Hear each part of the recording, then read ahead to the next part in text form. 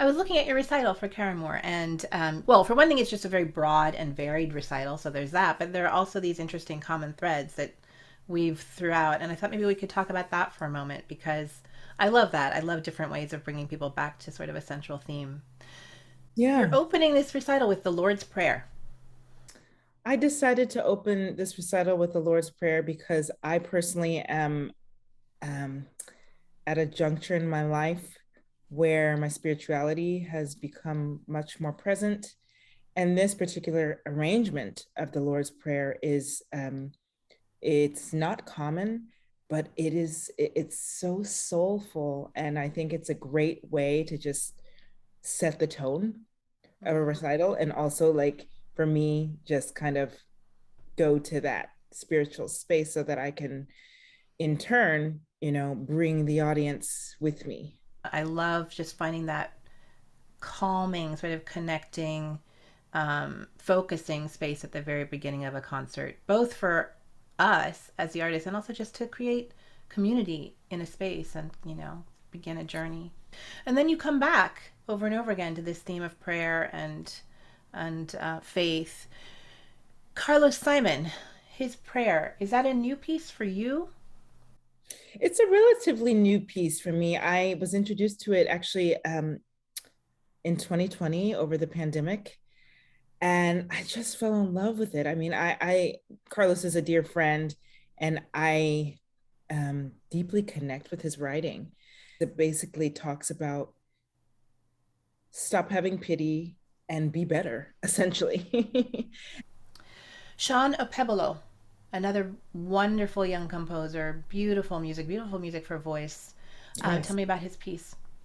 Ah, so this piece, Oh Glory, he has reimagined this spiritual in such a unique way. Shawn Okpebholo is Nigerian American. He grew up in the African American church, but his along with his father being Nigerian. So the colors that he's able to bring forth are just really interesting. But again, oh glory, it's saying, there's room enough in paradise to have a home and glory.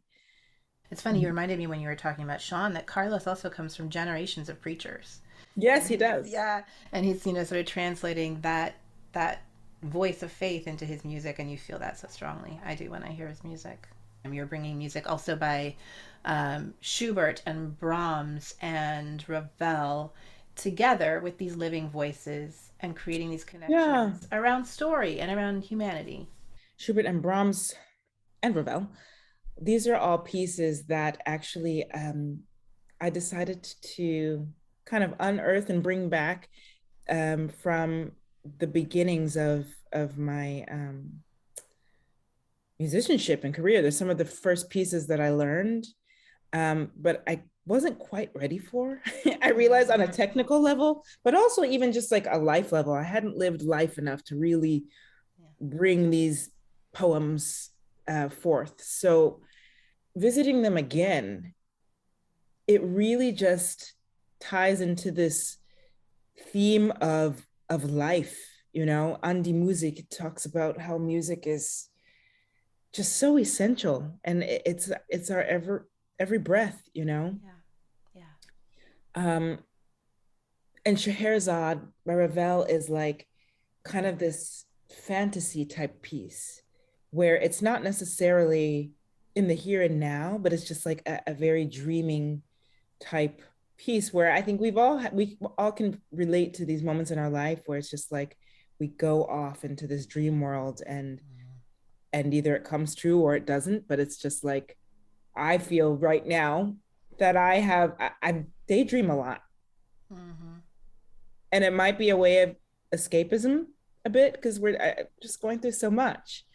Which is, honestly, the beautiful thing about coming to a recital as a listener. It gives you Mm, the space to detach from reality, to dream, to allow these voices into your consciousness, and to walk away with something new. I love that. It's a lot of something for everyone. It's wonderful.